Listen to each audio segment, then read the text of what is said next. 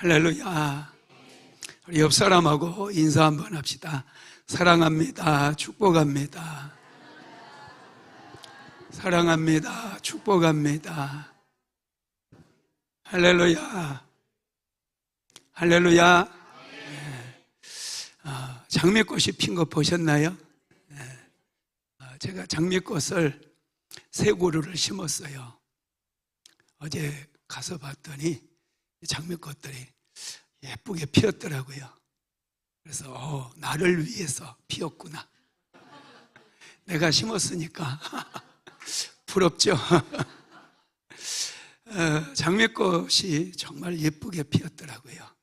그래서 이제 5월 마지막 오늘이 주일인데 여러분의 삶에도 장미꽃과 같은 활짝 핌의 역사가 일어나게 되기를 예수님의 이름으로 축복합니다. 우리 옆 사람하고 다시 인사합시다. 장미꽃이 피었습니다.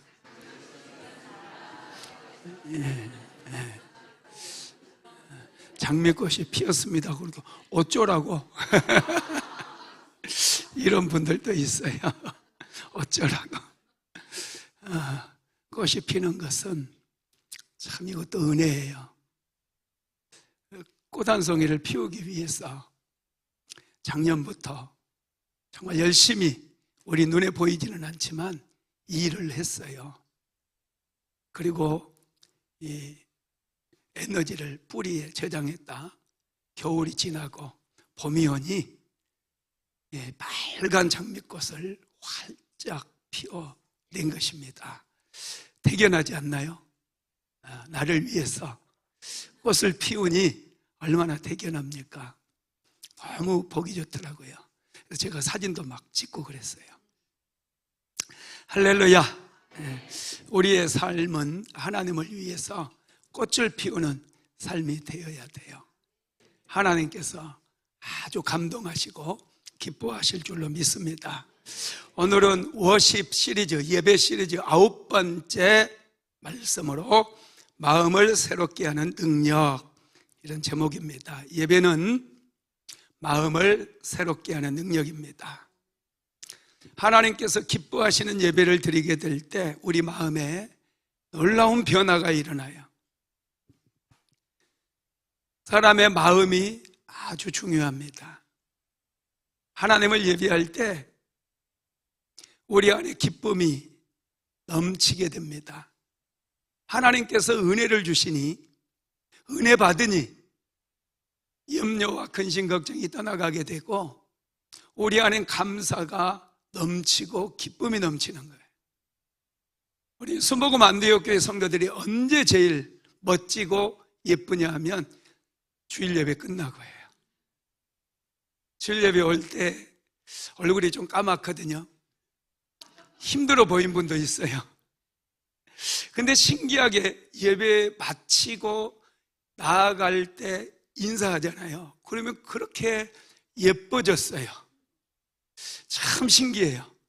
세상에 어떤 화장품을 발라도 이런 예쁨을 만들 수는 없을 겁니다. 은혜가, 하나님께서 주신 은혜가 우리의 마음을 열고 인생을 열어버리고 우리에게 소망을 주고 답답한 것들을 다 물리쳐 주시기 때문에 얼굴도 피고 할렐루야, 인생도 피어나게 될 줄로 믿습니다. 우리가 예배 드릴 때 하늘의 문이 열려집니다. 우리는 예배를 통해 새 생명을 얻게 되어져요. 예배를 통해서 영감을 얻게 되고 예배를 통해 지혜를 얻게 됩니다. 예배를 통해 신령한 복을 받게 돼요. 예배는 받음입니다. 잘 받아야 돼요. 은혜도 받아야 돼요. 받은 사람이 나눌 수 있고 베풀 수 있어요. 받지 못한 사람은 줄 수도 없고 드릴 수도 없는 것이죠. 특별히 여러분 요한복음 4장에 보면 사마리아 여인이 나옵니다. 우물가에서 예수님을 만났어요. 예수님을 통해서 예배를 배우게 됩니다. 그리고 곧바로 예수님을 예배했어요. 이 여인에게 엄청난 변화가 일어나 버립니다. 공허했던 마음에 기쁨으로 충만하게 채워지고 감사와 감격이 넘쳐나게 되는 거예요. 그래서 그 길로 자기 동네로 들어가서 내가 메시아를 만났다고 외치게 되고 전도를 하게 되더라는 것이죠. 여러분, 예배는 하나님과의 만남이에요. 이 만남은 우리의 모든 인생의 전 인격을 다 변화시키는 그런 역사가 일어나게 되는 것이죠. 여러분, 예배는 변화의 능력입니다. 우리의 마음을 새롭게 변화시키는 능력은 예배를 통해서 일어나는 거예요. 예배에 은혜 받지 못하면 마음의 변화도 없습니다. 그래서 마귀는 우리의 예배를 공격해요. 어떻게 해서든지 예배 시간에 졸게 만들고 찬양을 부르지 않게 만들고 아멘도 하지 않게 만들고. 할렐루야. 깜짝 놀랐죠. 네. 마귀는 우리의 예배를 공격해요. 은혜 받으면 마귀가 역사할 틈을 받지를 못하거든요. 우리가 은혜 받잖아요. 마귀가 역사를 못해요. 은혜 못 받은 사람에게 마귀는 역사해요. 은혜 못 받은 사람이 시험에 드는 거예요. 은혜 받은 사람은 인생이 열려지기 시작하고 믿음이 성장하기 시작하고 새로운 비전을 발견하게 되고 새로운 꿈을 꾸게 되는 거예요. 그래서 예배는 변화의 능력이고 내 마음을 새롭게 변화시키는 능력이에요. 답답한 마음 가지고 염려 근심 가지고 미운 마음 가지고 교회에 나와서 그거 다시 싸가지고 가지 마세요. 예배를 통해서 다 해결받고 새로운 마음 받아서 새 마음으로 다시 집으로 돌아가시기를 예수님의 이름으로 축복합니다. 하나님께서는 우리에게 새 마음을 주시기를 원하십니다. 로마서 12장 1절에서 2절 말씀 같이 읽어봅니다. 그러므로 형제들아, 내가 하나님의 모든 자비하심으로 너희를 권하노니 너희 몸을 하나님이 기뻐하시는 거룩한 산제물로 드리라. 이는 너희가 드릴 영적 예배니라. 너희는 이 세대를 본받지 말고 오직 마음을 새롭게 함으로 변화를 받아 하나님의 선하시고 기뻐하시고 온전하신 뜻이 무엇인지 분별하도록 하라. 아멘. 로마서 말씀은 사도 바울이 로마에 살고 있었던 그리스도인들에게 보낸 편지입니다. 로마서는 크게 두 부분으로 나눌 수 있어요. 1장에서 11장까지.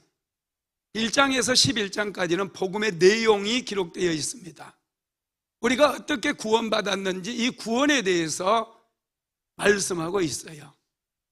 그리고 12장에서부터 16장까지는 이제 구원받은 사람들이 어떻게 살아가야 되는지 실천편이 기록이 되어 있어요. 오늘 우리가 읽은 로마서 12장은 예배에 대한 말씀으로 시작을 하고 있습니다. 예수를 믿고 구원을 받은 하나님의 백성들은 이제 예배자의 삶을 살아야 된다는 거예요. 사도 바울은 우리 구원받은 사람들이 신령과 진정으로 예배하는, 하나님을 예배하는 예배자가 되기를 소망하고 있다는 것을 믿게 되기를 예수님의 이름으로 축복합니다. 여러분, 로마서 1장부터 11장까지 사도 바울은 우리가 받은 것에 대해서 얘기해요. 우리가 예수님을 알게 되므로 무엇을 받았는지에 대해서 얘기합니다. 받은 것을 깨닫게 되어질 때 하나님께 온전한 드림을 실천할 수 있기 때문이에요. 예배는 드리는 거예요. 우리가 예수를 믿음으로 인해서 무엇을 받았는지 로마서 1장 1절부터 11장까지 쭉 기록이 되어 있는데 우리가 한번 살펴보도록 할게요. 먼저 로마서 1장 2절에서 4절까지 같이 읽어봅시다. 이 복음은 하나님이 선지자들을 통하여 그의 아들에 관하여 성경에 미리 약속하신 것이라. 그의 아들에 관하여 말하면 육신으로는 다윗의 혈통에서 나셨고 성결의 영으로는 죽은 자들 가운데서 부활하사 능력으로 하나님의 아들로 선포되셨으니 곧 우리 주 예수 그리스도시니라.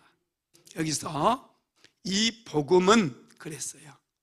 이 복음은, 그러면서 복음이 무엇인지에 대해서 말씀하는데, 하나님이 선지자들을 통하여 그의 아들에 관하여 성경에 미리 약속하신 것이라 그랬어요. 복음이라고 하는 것이 하나님이 선지자들을 통하여 그의 아들에 관하여 성경에 미리 약속하신 것이다, 이렇게 복음을 정의하고 있습니다. 그러면서 그 아들에 관하여 말하면 육신으로는 다윗의 혈통에서 나섰고 성결의 영으로는 죽은 자 가운데서 부활하사 능력으로 하나님의 아들로 선포되셨으니 곧 우리 주 예수 그리스도시니라 그랬어요. 사도 바울이 말씀하고 싶은 것은 뭐예요? 복음이 뭐라는 거예요? 복음은 예수 그리스도라는 거예요. 여러분, 복음이 예수님인 거 믿으십니까?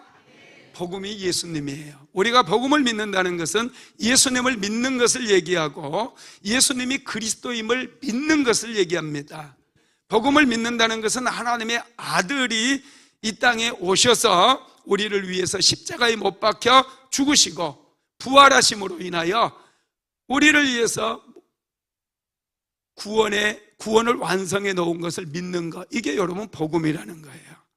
복음에는 여러분 구원의 능력이 있습니다. 자, 로마서 1장 16절도 읽어봅시다. 내가 복음을 부끄러워하지 아니하노니 이 복음은 모든 믿는 자에게 구원을 주시는 하나님의 능력이 됨이라. 먼저는 유대인에게요, 그리고 헬라인에게로다. 이 복음은 모든 믿는 자에게 구원을 주시는 하나님의 능력이 됨이라는 거예요. 복음은 믿지 않는 자에게는 능력이 나타나지 않아요. 예수님을 믿는 사람들에게 구원을 얻게 하는 능력이 바로 복음이에요.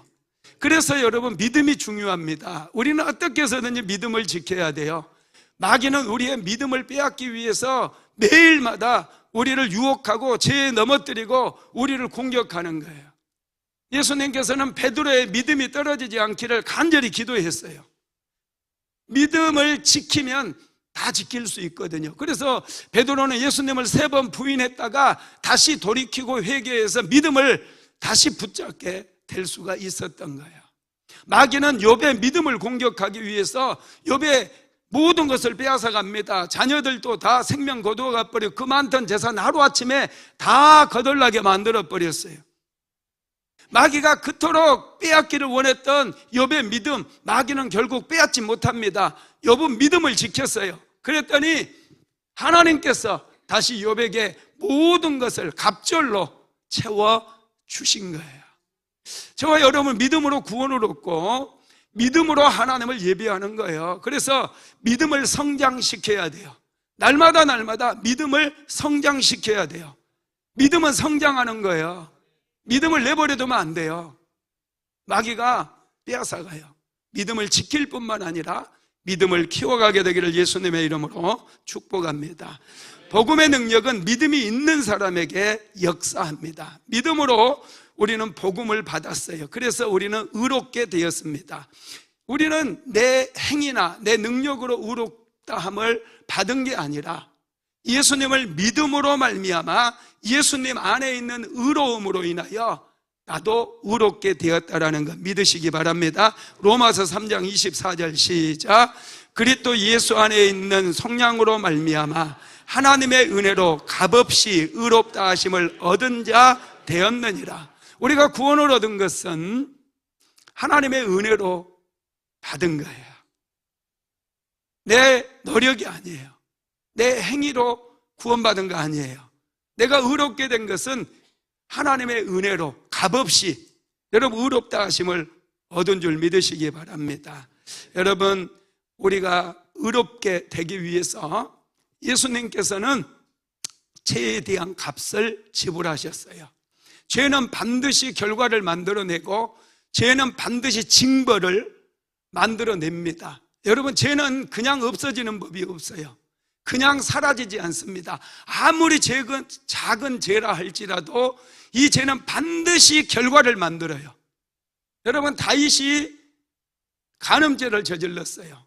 그리고 밧세바의 남편 우리아를 전쟁터로 보내서 일부러 죽게 만듭니다.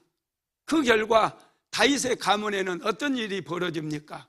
다윗의 큰아들 암논이 다윗의 딸 다말을 강간을 하게 만들고 또 다윗의 아들 압살롬이 그의 형 암논을 죽이게 만드는 이 살인과 음란의 그런 역사가 막 일어나 버리는 거예요. 이게 징벌인 거예요.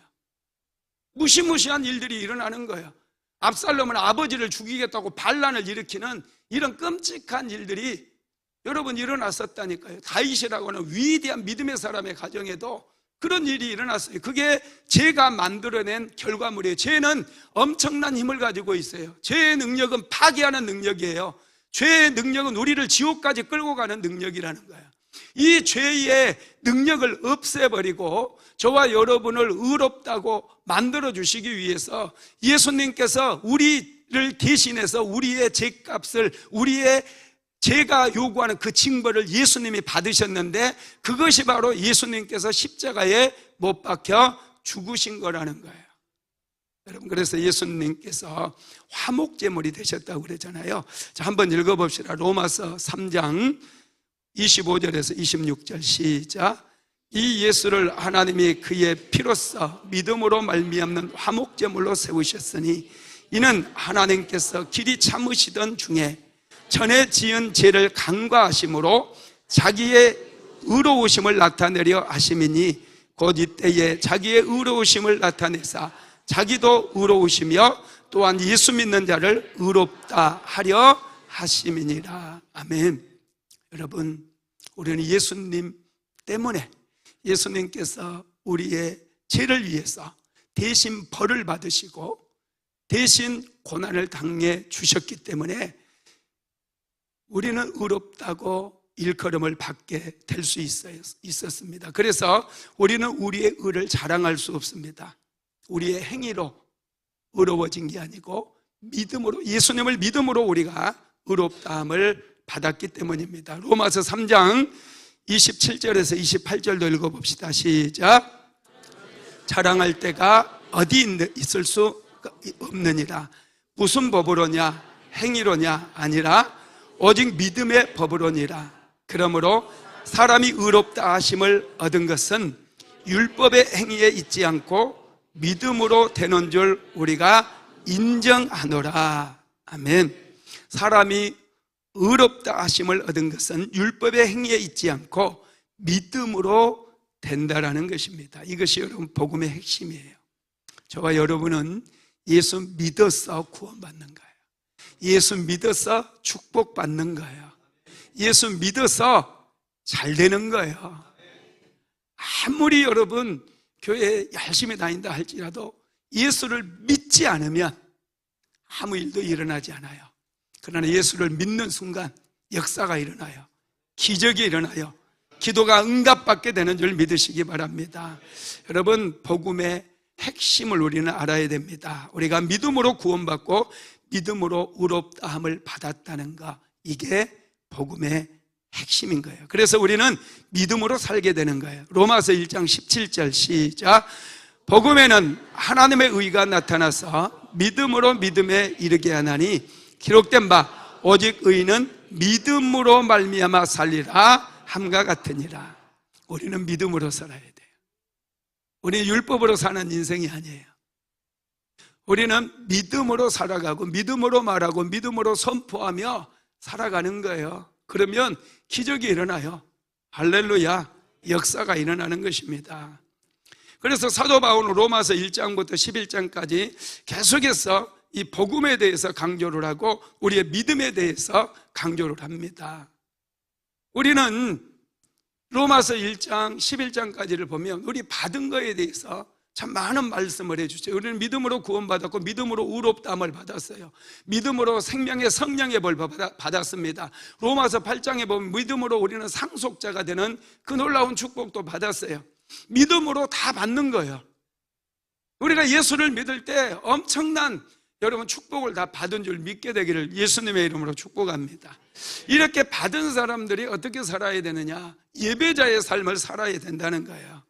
그래서 사도 바울은 로마서 12장 말씀을 통해서 하나님께서 기뻐하시는 예배에 대해서 우리에게 말씀을 하시는데, 하나님께서 기뻐하시는 예배는 무엇일까? 첫 번째, 드림이 있는 예배입니다. 자, 로마서 12장 1절 다시 읽어봅니다. 그러므로 형제들아, 내가 하나님의 모든 자비하심으로 너희를 권하노니 너희 몸을 하나님이 기뻐하시는 거룩한 산제물로 드리라. 이는 너희가 드릴 영적 예배니라. 예배는 드리는 거예요.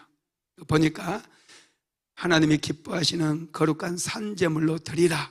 이는 너희가 드릴 영적 예배니라 그랬어요. 여러분, 하나님께서는 우리가 받아서 드리는 것을 굉장히 기뻐하셔요. 하나님은 먼저 다 주셨거든요. 우리는 받았어요. 뿐만 아니라 계속해서 하나님으로부터 받아야 돼요. 끊임없이 은혜도 받고 축복도 받아야 돼요. 그래야 드릴 수 있는 거예요. 예배는 보는 거 아닙니다. 예배 보러 가요, 이런 말은 틀렸어요. 하나님 앞에 예배를 드리는 거예요. 드림이 있을 때 열림이 있는 거예요. 예배를 드리게 되면 하늘이 열려지는 거예요. 하나님의 마음이 열려지는 거예요. 축복이 열려지는 거예요. 우리는 예배를 잘 드려야 돼요. 제가 늘 강조하는 말이 뭡니까? 우리가 많은 예물을 하나님께 드릴 수는 없어요. 우리는 부자가 아니니까. 그런데 하나님 앞에 드리는 예배만큼은 최고의 예배를 드릴 수 있는 거예요. 하나님께서는 예배자들을 기뻐하시는데 정말 열정적으로 하나님을 기뻐하는 예배자들을 찾으신다고 그랬어요. 하나님 앞에 최고의 예배자들이 되시기를 예수님의 이름으로 축복합니다. 예수님께서는 먼저 하나님께 드림이 되었어요. 속건제물로, 화목제물로 예수님은 먼저 하나님께 자신을 드립니다. 이사야서 53장 10절에서 11절 같이 읽어봅니다.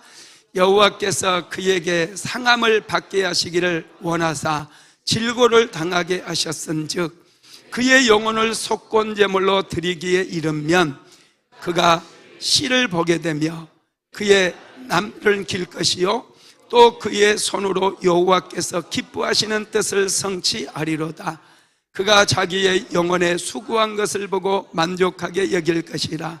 나의 의로운 종이 자기 지식으로 많은 사람을 의롭게 하며 또 그의 지약을 친히 담당하리로다. 아멘.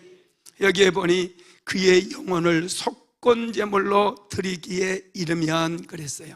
예수님은 자신을 속건제물로 드렸다는 거예요. 속건제물이란 죄를 범한 사람이 죄에 대해서 배상을 하는 것을 의미합니다. 죄값을 지불하는 거예요. 여러분, 그때 드렸던 예물이 순양입니다. 속건제물의 목적은 죄값을 배상함으로 인해서 상대방을 만족시키는 데 있는 거예요. 예수님께서 이 세상의 모든 죄를 다 짊어지시고 하나님의 공의를 만족시키기 위해서 속건제물로 돌아가셨다는 거예요. 여러분, 예수님께서 속건제물이 되어주심으로 인해서 하나님의 공의가 만족되었습니다. 그래서 예수님을 믿는 모든 사람들은 이제 하나님의 자녀가 될 수 있었어요. 제사함을 받고 하나님의 자녀로 신분이 바뀌게 되었다라는 것입니다. 여러분, 그래서 예수님께서는 먼저 드렸어요. 자기 몸을 산제물로 하나님께 드렸다라는 것이죠. 그래서 사도 바울은 로마서 12장에서 저와 여러분에게도 예배가 무엇이냐 했을 때 예배는 하나님께 드리는 것이다, 이렇게 말씀을 하고 있습니다. 여러분, 다윗 역시도 참 많은 것을 받았고 하나님께 깨달은 것이 많아요. 여러분, 다윗은 신실한 믿음의 사람입니다. 다윗은 하나님께 받은 은혜를 깊이 깨달았어요. 그래서 자기에게 있는 모든 것을 하나님께 다 드리게 되죠. 그러자 백성들도 깨달음을 얻게 되고 하나님께 드리며 나아가는 모습이 역대상 29장 6절에서 9절까지 나와 있는데 같이 한번 읽어봅시다. 시작. 이에 모든 가문의 지도자들과 이스라엘 모든 지파의 지도자들과 천부장과 백부장과 왕의 사무관이 다 즐거이 드리되 하나님의 성전 공사를 위하여 금 5,000달란트와 금 10,000다리, 은 10,000달란트와 놈 18,000달란트와 철 100,000달란트를 드리고 보석을 가진 모든 사람은 게르손 사람 여이엘의 손에 맡겨 여호와의 성전 곳간에 드렸더라. 백성들은 자원하여 드렸으므로 기뻐하였으니 곧 그들이 성심으로 여호와께 자원하여 드렸으므로 다윗 왕도 심히 기뻐하니라.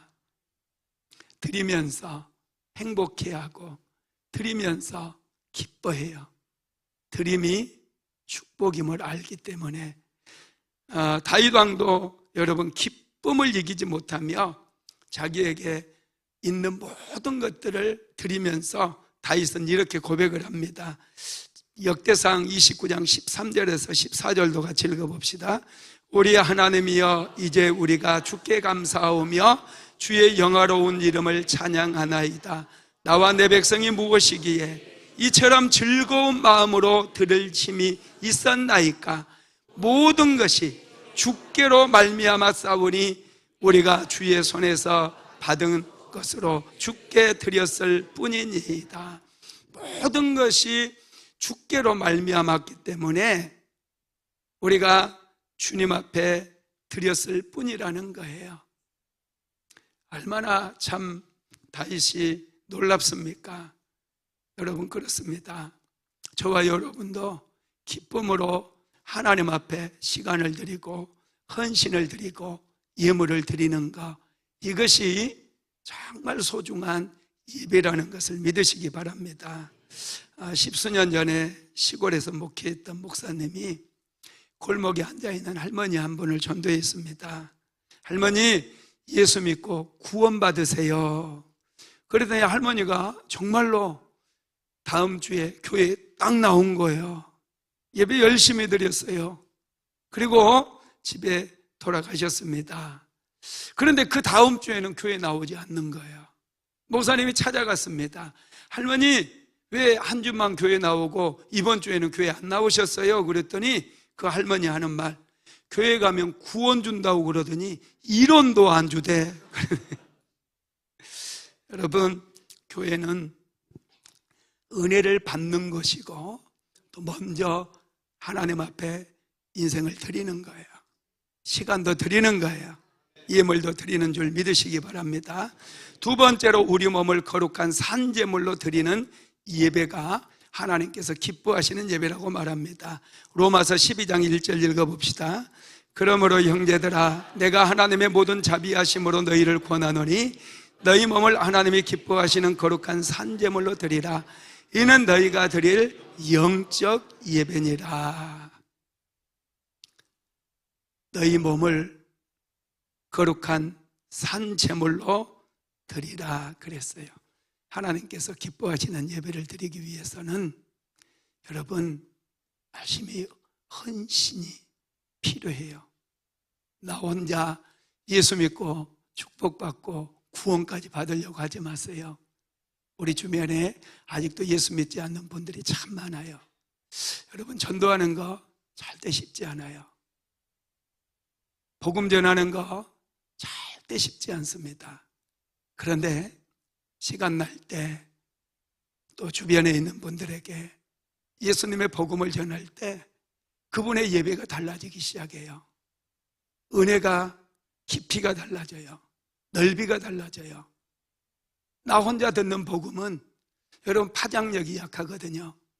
내가 받은 은혜를 나누게 되어질 때 그 복음의 능력은 엄청난 폭발력으로 역사하기 시작하는 거예요. 그래서 저와 여러분은 날마다 내 몸을 거룩한 산제물로 드리리라. 여러분, 그런 생각을 하고 또 교회에 나오게 되면 열정적으로 예배를 드리시기 바랍니다. 교회에서 10년, 20년 다니면서도 예배만 잠깐 보러 오는 분들이 있어요. 예배 잠깐 드리고 주일날 뭐하고 스케줄을 딱 짜놓은 분들이 있습니다. 그런 예배 하나님이 안 받으셔요. 주일은 온전히 하나님 앞에서 드리는 거예요. 성도들의 교제까지 코이노니아가 어우러져야 돼요. 식사하면서 또 식사 끝나고 차도 마시면서 성도들의 교제를 나누는 거예요. 그래서 구역 모임이 있잖아요. 우리 교회는 소그룹을 잘 하라고 카페를 3개나 만들어 놨어요. 1층에도 있고 1층 복층에도 있고 2층 주방에 복층에도 카페가 만들어져 있어요. 한 200명은 앉을 수 있습니다. 할렐루야. 여러분, 주일날은 온전히 하나님 앞에서 은혜 받은 말씀도 나누고 성도들의 교제가 이루어지는 것. 초대교회, 여러분, 초대 공동체는, 교회 공동체는 그들이 떡을 떼며 하나님 앞에서 은혜를 나누고 그들이 하나님을 예배했어요. 그러니 가는 곳마다 여러분 복음이 전파되었고 잠자는 영혼들이 깨어나고 죽어가는 영혼들이 살아나고 병든 지체들이 고침받는 그런 역사가 일어났다라는 것입니다. 여러분, 주일만큼은 온전히 하나님 안에서 은혜 받고 축복받는 일을 하시기를 예수님의 이름으로 축복합니다. 주일날은 풍성하게 받아야 돼요. 은혜도 받아야 돼요. 사랑도 받아야 돼요. 받으면 여러분 하나님께 온전하게 드릴 수 있어요. 그러면 열려지는 거예요. 예수님은 그의 몸을 하나님께서 기뻐하시는 거룩한 산제물로 드렸습니다. 예수님은 우리를 위해서 하나님 앞에 제물로 드려졌어요. 채찍질을 당하셨고 십자가에 못 박혀 죽으셨어요. 예수님께서 십자가에 못 박혀 죽으심으로 우리는 제사함을 받은 것입니다. 베드로전서 2장 24절 같이 읽어봅시다. 친히 나무에 달려 그 몸으로 우리 죄를 담당하셨으니 이는 우리로 죄에 대하여 죽고 의에 대하여 살게 하려 하심이라. 그가 채찍에 맞음으로 너희는 나음을 얻었나니. 아멘. 예수님께서 자신의 몸을 하나님 앞에 드림으로 인해서 저와 여러분은 질병으로부터 고침을 받게 되었고 상처가 치유받는 놀라운 역사가 일어나게 된 것입니다. 여러분, 그렇습니다. 저와 여러분도 사도 예수님처럼 우리의 몸으로 하나님께 드릴 수 있어야 돼요. 우리의 마음만 드리는 게 아니에요. 시간을 드리고 정성을 다해서 주일날에는 다른 성도들을 위해서 헌신도 하고 주방에서 봉사도 하고 여러 가지 모양으로 헌신이 곁들여져야 돼요. 하나님께서는 그것을 보시고 우리의 예배를 기쁘게 받으시는 거예요. 하나님께서 받으시는 예배는 여러분 열림인 거예요. 축복이 열려요. 은혜도 열림을 믿으시기를 바랍니다. 세 번째로 마음을 새롭게 함으로 변화를 받는 예배입니다. 로마서 12장 2절 같이 읽어봅시다. 너희는 이 세대를 본받지 말고 오직 마음을 새롭게 함으로 변화를 받아 하나님의 선하시고 기뻐하시고 온전하신 뜻이 무엇이든지 분별하도록 하라. 아멘. 너희는 이 세대를 본받지 말라고 그랬어요. 이 세대에 사는 사람들의 그런 삶의 스타일, 라이프 스타일을 본받지 말라는 거예요. 여러분, 선동하는 거에 휩쓸리면 안 돼요. 정치적인 선동하는 거 잘못된 거예요. 하나님께서는 우리가 이 세대를 본받지 말라고 말씀하셨어요. 예수님 당시 이스라엘은 로마의 식민지였습니다. 그럼에도 불구하고 예수님은 로마의 항거에서 선동하거나 반란군을 일으켰다거나 독립전쟁을 벌이지 않았어요. 하나님의 일은 하나님의 때에 이루어진다는 것을 믿는 것이 믿음인 거예요. 우리가 본받아야 될 분은 예수님이에요. 예수님은 영원히 변치 아니하시는 하나님이신 것을 믿으시기를 바랍니다. 사도 바울은 오직 마음을 새롭게 함으로 변화를 받으라고 말씀합니다. 우리의 마음이 어떻게 변화가 되어집니까?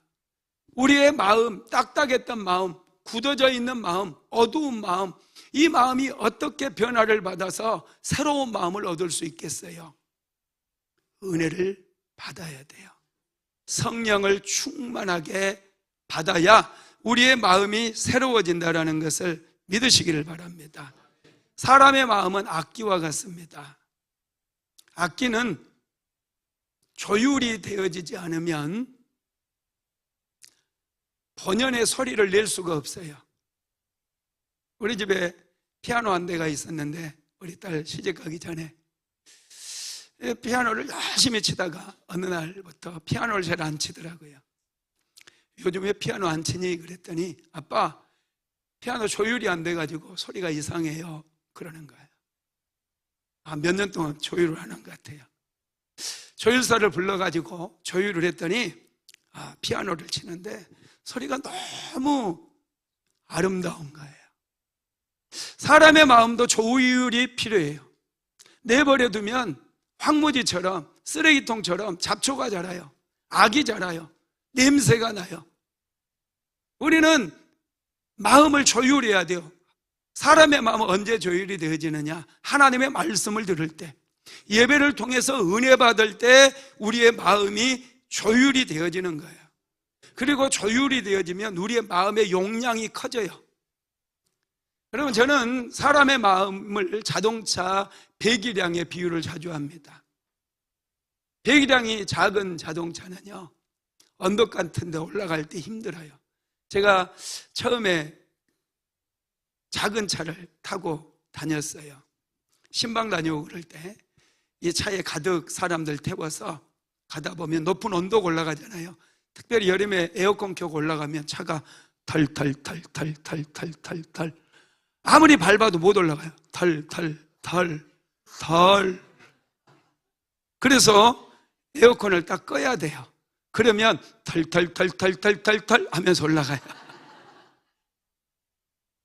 그런데 요즘은 배기량이 큰 차를 타고 다니니까 차에 사람 가득 태워도요, 높은 언덕으로 올라가는데 뭐 너무 자연스러워요. 그냥 자동차에 내 휴대폰 충전하고 에어컨 다 켜고 뭐 다 할 것 다 해도 너무 쉽게 올라가는 거예요. 사람의 마음이 그래요. 조율이 안 되고 사람의 이 용량이 작으면 내공이 약해가지고 조그마한 문제를 만나도 털 하면서 자꾸 옆에 있는 사람에게 원망하고 불평하고 남편하고도 싸우고 아들하고도 싸우고 딸하고도 싸우고 옆집하고도 싸우고 교회 교우들하고도 싸우고 그래가지고 자꾸 시험 들었다 이런 말을 해요. 내공이 약해요. 여러분, 용량을 키워나가야 돼요. 배기량을 키워나가야 돼요. 이 용량이 작다 보니까 쉽게 무너져요. 마귀의 유혹에 쉽게 넘어가 버려요. 기도하다가 쉽게 포기해버려요. 용량을 키워야 돼요. 배기량을 여러분 500cc짜리 이 자동차 버리고 배기량을 한 4000cc로 우리가 바꿔나가야 돼요. 그러면 힘든 일이 있어도요, 좀 고난이 찾아오고 역경이 찾아와도 뭐 쉽게 넘어가는 거예요. 인생을 살다 보면 어떤 사람은요, 똑같은 상황인데 힘들다, 못 살겠다, 막 죽겠다 이렇게 막 엄청 원망 불평이 많은데, 어떤 사람은 그 사람보다 더 힘든 여건이, 그 사람보다 더 힘든 상황인데 별로 말이 없어요. 기도하면 돼 하고 무릎 꿇고 끊임없이 하나님께 기도하고 마침내 승리하는 사람들이 있다라는 거예요. 그러니 여러분, 우리 마음에 여러분 용량을 키워야 돼요. 배기량을 키워야 돼요. 마음이 중요합니다. 왜냐? 마음에서 생명의 근원이 나오기 때문에. 마음이 병들면 인생이 병들어요. 마음이 병들면 완고해져요. 그러나 마음이 새로워지면 언어가 달라져요. 하나님께서 은혜 주시면 우리의 마음이 새로워지는데 막 긍정적인 언어가 나오고 좋은 언어가 막 나오고 감사가 넘치게 되고 찬양이 넘치게 되는 거예요. 마음이 새롭게 변화되는 길은 여러분 예배를 통해서 하나님의 말씀을 받는 길밖에 없습니다. 하나님의 말씀을 들을 때 우리의 마음이 조율이 일어나는 거예요. 말씀을 들을 때 죄가 생각나고 이 죄를 회개하게 되어지고 말씀으로 더러웠던 마음을 깨끗하게 청소하게 되어지는 거예요. 사도 바울은 그래서 마음을 새롭게 함으로 변화를 받으라 이렇게 권면을 합니다. 변한다는 것은 성숙해진다는 거예요. 우리의 삶의 대부분의 문제는 미숙함에서 오는 거예요. 여러분이 아직 성장하지 못하고 성숙하지 못하다 보니 이 미숙함에서 많은 문제를 만들어내는 거예요. 그래서 이 미숙함 때문에 내가 힘들어지는 거예요. 빨리 믿음을 키워야 될 줄로 믿습니다. 하나님의 말씀이 우리 안에 들어오면 놀라운 변화가 일어나게 되는 것이죠. 나는 자연인이다 라고 하는 MBN 프로가 있어요. 한번 떠서 유튜브를 봤더니 이게 자꾸 뜨니까 궁금해서 또 봅니다. 이 자연인으로 사는 사람들 여러분 부러우세요? 고개를 막 더 세게 막 하나도 안 부럽죠, 그죠? 근데 많은 분들이요 자연에 들어가서 혼자 그렇게 살아가는 것을 은근히 즐기는 분들이 있어요. 이 자연인 프로를 보니까 대부분의 사람들이 자연에 들어가서 혼자서 산속에 사는 사람들은 마음에 상처가 있더라고요. 아픔이 있더라고요. 치유가 되지 않으니까 더 세상을 등지려고 그래요. 그런데 여러분 행복이라고 하는 건 관계에서 오는 거예요. 좋은 관계에서. 여러분 인생을 살아갈수록 자꾸 차단하고 끊어버리지 말고 좋은 친구를 만들어야 돼요. 좋은 친구와 좋은 시간 보내는 기도도 같이 하고 차도 같이 마시고 운동도 같이 하고 그러라고 내가 다 만들어놨잖아요. 교회 피트니스 센터로 만들고 같이 찬양 부르라고 찬송가 방을 만들어놨어요. 점수까지 나와요. 내가 어제 구역장님들 모임하면서 구역별로 배틀 대전을 한번 해봐라. 이 노래 담임 목사님이 딱 그걸 점수를 매긴다면 여러분 내가 좋아하는 사람에게 높은 점수 줄 수 있잖아요. 그죠? 근데 이 기계가 매기니까요 정확합니다. 우리 김정숙 권사님 지난번에 찬양했는데 100점 만점이 나왔대. 정말이에요? 네, 정말이대. 이게 들리는 소문이 가짜가 아니었네. 나는 소문을 들었는데 세상에 박 목사도 100점이 안 나오는데 영부인을 했던 분이라 이름이 같습니다. 그래서 그런지 100점도 나와버려요. 여러분 관계 속에서 살아야 행복한 거예요. 자꾸 교회 공동체 안에서 좋은 사람들을 사귀어야 돼요. 좋은 사람들과 차도 마시고 좋은 사람들과 은혜 받은 얘기도 나누고 그곳에서 은혜가 임하게 되고 그곳에서 행복이 찾아오는 거예요. 자꾸 잘라내지 마세요. 아, 저 인간은 안 돼. 아, 저 인간은 저래서 안 돼. 내가 보니까 그 인간은 더 안 돼. 여러분 그렇게 인생 살면 안 되는 거예요. 자꾸 이 사람은 이래서 좋고 저 사람은 저래서 좋고 좋은 것을 보고 장점을 보는 거예요. 그 사람을 하나님께서 좋게 보시고 그래 너는 참 좋은 것만 보는구나. 나도 너에게 좋은 것을 보고 너에게 좋은 거 주겠다. 이렇게 하시는 거예요. 믿으시기 바랍니다. 이 자연인들 상처가 많아요. 여러분 우리는 숲속에 들어가지 맙시다. 수목음 안디옥교회에서 좋은 분들 많이 만나고 이 좋은 분들과 교제하고 운동도 같이 하고 차도 같이 마시고 예배도 같이 드리고 얼마나 좋은지 몰라요. 기도할 때도 같이 하면서 내가 당신 기도해 줄니까 당신 내 기도해 달라고 서로 품앗이 기도도 하고 합심 기도도 하고 여러분 이런 교회 이런 공동체에서 신앙생활을 한다는 게 얼마나 행복한지 몰라요. 할렐루야. 이 프로그램에서 어떤 분이요 자기가 염색을 하겠다고 그러면서 이 밤송이 있죠. 밤송이를 잔뜩 모아가지고 까만 그 솥단지에다가 다 물하고 끓이더라고요. 그리고 거기다 백반을 팍 뿌리고 그리고 그 물로 하얀색 티셔츠 있었죠. 그거 그냥 입으면 너무 깨끗하고 좋겠던데 그걸 염색하겠다는 거예요. 내가 조마조마해서 저게 설마 거기다가 딱 넣어가지고 염색을 해가지고 딱 말리더라고요. 그래가지고 두 분이 딱 입었는데 내가 볼 때 딱 노숙자야.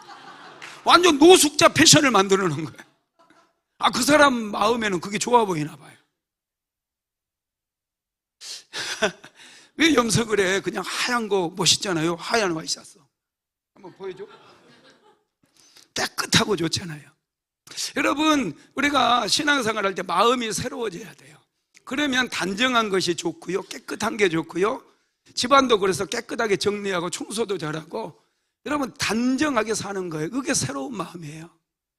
그냥 또 예배에 나올 때도 이 마음이 새롭게 되지 않는 분들은요, 막 이재명도 데려오고 김문수도 데려오고 뭐 다 데려와. 그냥 다 데려와 가지고 그냥 나갈 때 또 다 싸가지고 가. 여러분 다 버리세요. 정치적인 거 별로.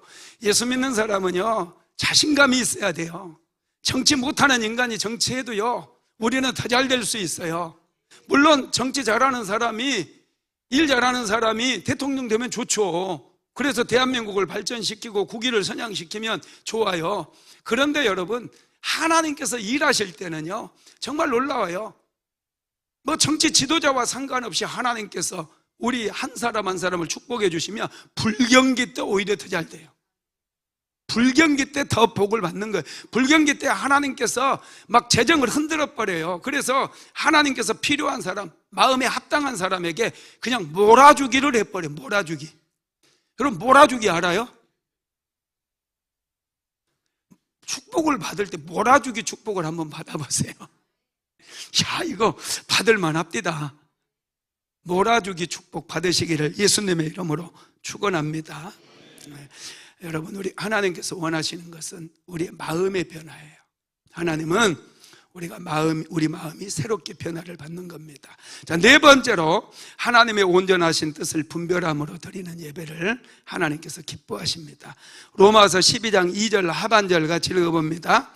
하나님의 선하시고 기뻐하시고 온전하신 뜻이 무엇인지 분별하도록 하라. 여러분, 예배 드릴 때 우리가 받는 은혜는 하나님의 뜻을 분별하게 만들어요.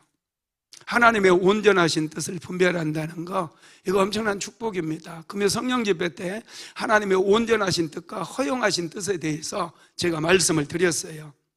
하나님의 일을 열심히 한다 할지라도 하나님의 온전하신 뜻을 분별하지 못하게 되면은 여러분 헛발질하는 인생을 살게 되는 거예요.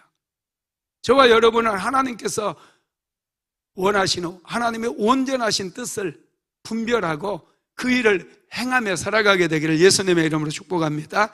사도 바울은 하나님의 뜻을 세 가지 차원에서 말씀하는데, 하나님의 뜻은 첫 번째로 선합니다.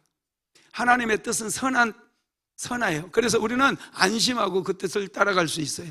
두 번째로 하나님의 뜻은 기쁨입니다. 그 뜻을 이행할 때 우리 안에 큰 기쁨이 찾아오게 되는 거예요. 요즘 저는 이 하나님의 뜻이 기쁨이라는 것을 우리 사모를 통해서 제가 발견하고 있어요. 사모가 이 그레이스빌 고아들 있는 곳에 이번에 또 새로운 일을 또 시작을 했어요. 그 일이 뭐냐면 아이들에게 악기를 가르치는 거예요. 아이들이 마음이 우울하잖아요. 부모가 없다 보니. 그래서 사모가 그곳에 악기, 기타도 또 드럼도 신디사이저, 그 다음에 또 베이스 기타, 이런 모든 악기들을 다 사서 기부하고, 그리고 선생님들까지 다 장학금을 주면서 그 선생님들에게 인건비를 주고 사모가 다 하는 거예요. 그래가지고 그 아이들 모아가지고 아이들을 이제 음악을 가르치게, 악기를 하나하나 전부 배우게 해주는 거예요. 그러면서 사모가 막 너무 좋아해요. 자기 돈 쓰면서 자기 돈 하나도 안 아까워하고 너무너무 행복해하고, 그거 하느라고 맨날 전화하고 나한테는 신경도 안 써요. 그러다 보니 내가 좀 외로워요. 할렐루야. 온통 거기에 생각이 집중되어 있더라고요. 참 보기 아름답습니다. 여러분, 하나님의 뜻은요, 우리에게 기쁨을 주는 거예요. 그래서 사모가 정말 기쁨으로 그 일을 하는데, 나는 걱정되는데 몸이 좀 안 좋으니까 좀 서서히 하라고 그러는데 온 마음을 다 쏟아버리더라고요. 그래서 여러분들이 기도해 주시면 사모가 더 건강함으로 그런 일들을 많이 하게 될 줄로 믿습니다. 여러분, 우리는 하나님께서는요, 하나님의 뜻을 행하는 사람들에게 기쁨을 주신다는 거 알아야 돼요. 그리고 세 번째, 하나님의 뜻은 온전합니다. 하나님의 뜻은 실패하지 않아요. 하나님은요, 멀리 보고 깊이 보고 전체를 보실 수 있는 눈이 있기 때문에 하나님의 뜻은 완전한 거예요. 그래서 우리가 하나님의 뜻을 따라 행할 때에 여러분 실패하지 않아요. 그러면 우리가 하나님의 온전하신 뜻을 분별할 때 어떤 유익이 있느냐? 첫 번째로는 하나님의 인도함을 받게 돼요. 최상의 길로 인도하십니다. 비록 그게 고난이라 할지라도, 여러분, 요셉이 애굽의 종으로 팔려갔어요. 이건 하나님의 뜻입니다. 애굽에서 종살이 했어요. 나중에 억울하게 누명을 받아서 감옥에 들어갔어요. 이것도 하나님의 뜻이에요. 그런데 잘 견뎠어요. 그랬더니 마침내 하나님의 온전하신 뜻이 이루어질 때 요셉은 애굽의 국무총리가 되었고 7년 6년 기간 동안에 애굽의 수많은 백성들이 다 죽어갈 수밖에 없었는데 그 생명을 살리는 일을 하게 되었다는 거예요. 다니엘도 포로로 끌려갔어요. 여러분, 하나님의 뜻입니다. 그런데 그곳에서 하나님의 뜻을 이루기 위해서 하나님 앞에 간절히 기도했을 때 다니엘은 제상의 자리에 올라가서 하루에 3번씩 기도하면서 바벨론 왕 느부갓네살에게 하나님이 살아계신 것을 보여주므로 느부갓네살 왕이 다니엘 앞에 무릎을 꿇는 그 엄청난 일이 일어나고 페르시아의 다리오 왕도 하나님을 찬양하는 그런 역사가 일어나게 되었다는 거예요. 두 번째로 올바른 길을 선택하게 만듭니다. 인생은 선택에 의해 결정이 되어져요. 선택은 순간이지만 결과는 영원합니다. 여러분, 우리가 예수 그리스도를 선택함으로 인해서 여러분의 후손들까지도 다 축복을 받게 되는 거예요. 구원을 받게 되는 것을 믿으시기를 바랍니다. 세 번째로 현재 당하는 고통을 잘 견딜 수 있어요. 여러분, 하나님의 뜻이 선하기 때문에 반드시 역전이 일어난다는 것을 우리는 믿고 있거든요. 그래서 지금 당하는 고난이 다가 아니고 하나님께서 반드시 역전시켜 준다는 걸 알기 때문에 고난을 잘 견딜 수 있는 것이죠. 네 번째로 하나님의 뜻을 할 때 세월을 아낄 수 있습니다. 많은 사람들이 집중을 하지 못해요. 시간 낭비를 너무 많이 합니다. 시행착오를 많이 합니다. 나는 그래서 청년들에게 얘기할 때 좀 단도직입적으로 얘기해요. 될 만한 거 하라고. 쓸데없는데 시간 낭비하면 안 돼요. 그러다 보니 우리 집에 온 애들은요, 참 인재들이 돼가고 있는 것 같아요. 우리 집에 열심히 온 애 우리 주영이 소방 2급 자격증 취득했을 뿐만 아니라 요즘 이제 공인중개사 준비를 한다는 거예요. 와, 내가 엄청 충격을 받았어요. 벌써 인강 22강을 다 들었대요. 언제 공부했냐 그래서. 야, 놀랍지 않습니까? 인재가 만들어지는 거예요. 요즘은 그때 그렇게 축구 아니면 안 됐던 인생이 축구는 거들떠 보지 않아요.